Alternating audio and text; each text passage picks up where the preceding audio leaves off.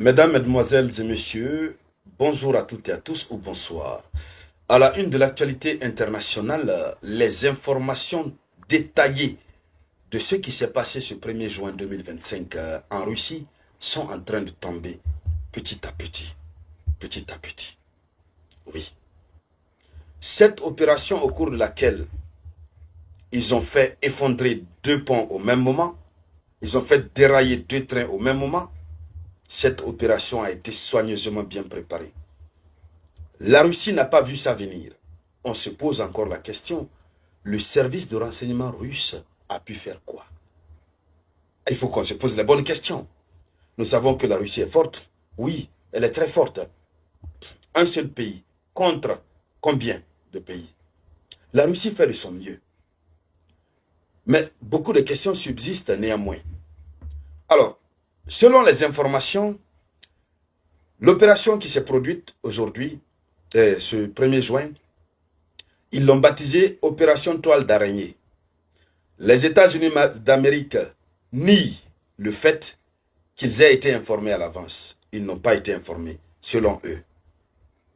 Ils n'ont pas été informés. Mais il faut dire qu'ils ont vraiment réussi leur coup.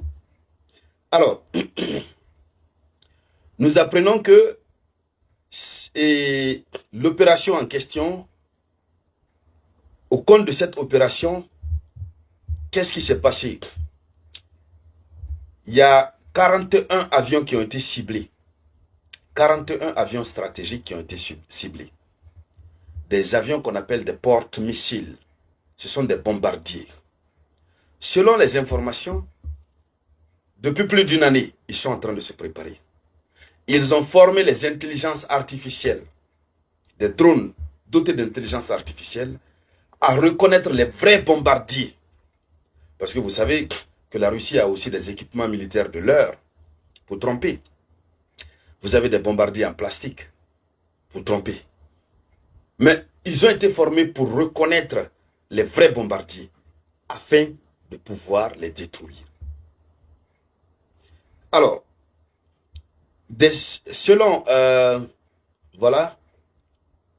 selon les sources, des sources du service de renseignement ukrainien, ils ont passé exactement 1 an et demi en train de préparer ce qui s'est passé aujourd'hui. Bon, j'ai dit aujourd'hui puisque je réalise la vidéoconférence ce 1er juin 2025. Vous allez voir la vidéoconférence le 2 juin 2025. Donc, selon des sources au sein du service de sécurité ukrainien, SBU, indique que l'opération Toile d'araignée qui a entraîné des frappes contre 41 avions stratégiques russes était en préparation depuis plus d'1 an et demi. Le président Zelensky a personnellement supervisé l'opération qui a été exécutée par le chef du SBU et son équipe.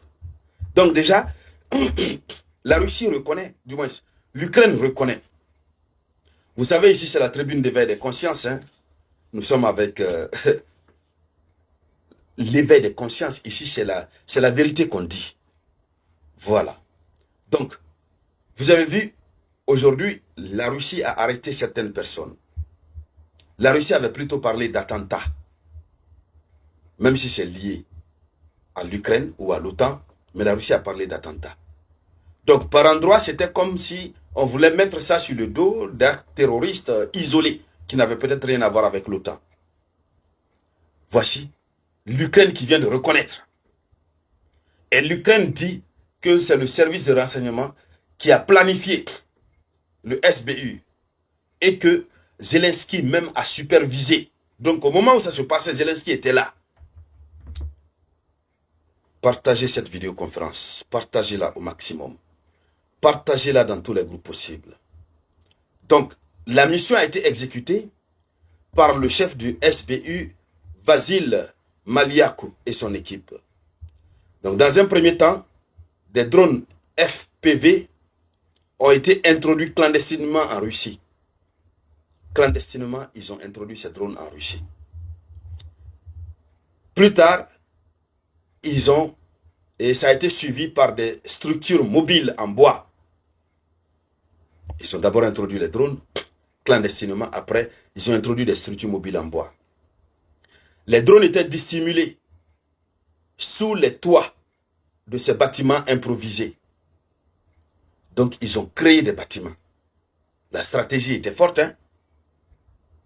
Ils ont envoyé des bois, ils ont créé des bâtiments improvisés où il n'y avait personne à l'intérieur, presque, si on peut le dire ainsi. Et c'est là où les drones étaient. Vous comprenez? L'intelligence avec laquelle ils ont travaillé.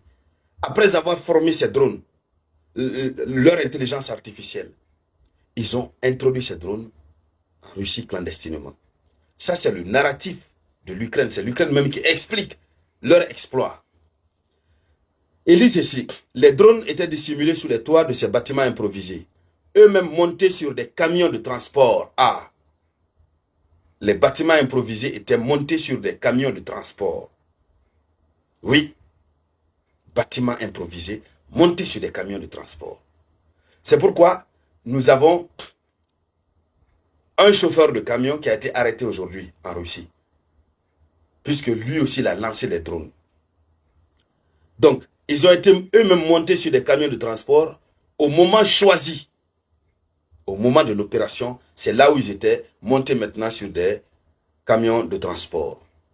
Donc, au moment choisi, les toits étaient ouverts à distance et les drones lancés. Donc, c'est sur les toits.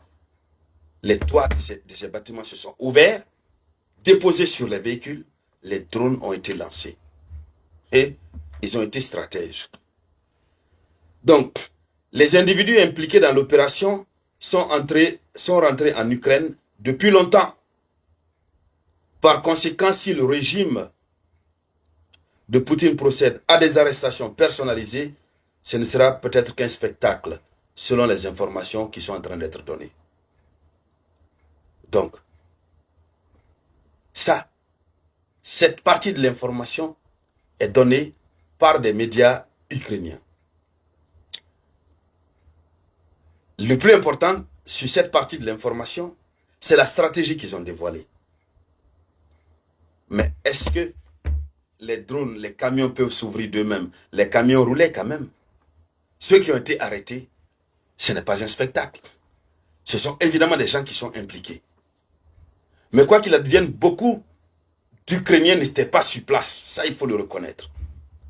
L'autre des choses, ce que nous apprenons, c'est que, au total, 34% des porte-missiles stratégiques russes sur les principaux aérodromes ont été endommagés par l'opération Toile d'araignée. Alors, les services de sécurité ukrainiens ont indiqué que l'opération de drone Toile d'araignée du 1er juin avait causé environ 7 milliards de dollars de dégâts et mis hors de service 34% de ports missiles de croisière des principales bases aériennes russes. Voici la revendication faite par l'Ukraine. Bon, vous savez, toujours quand ils font de tels rapports, ils augmentent le nombre. Ils vont dire, bon, c'est ça, c'est ça. Or, en réalité, c'est un peu plus en bas. En tout cas, pour le moment, nous n'avons pas encore vu de réaction finale de la Russie. Dès que ça tombe, nous allons encore partager ensemble ici et nous allons décortiquer. Et donc, dames et messieurs, voici là la une de l'actualité. Merci de la partager au maximum. Je vous reviens tout à l'heure par la grâce du Tout-Puissant avec de nouvelles actualités. C'était la voix de votre unique samouraï.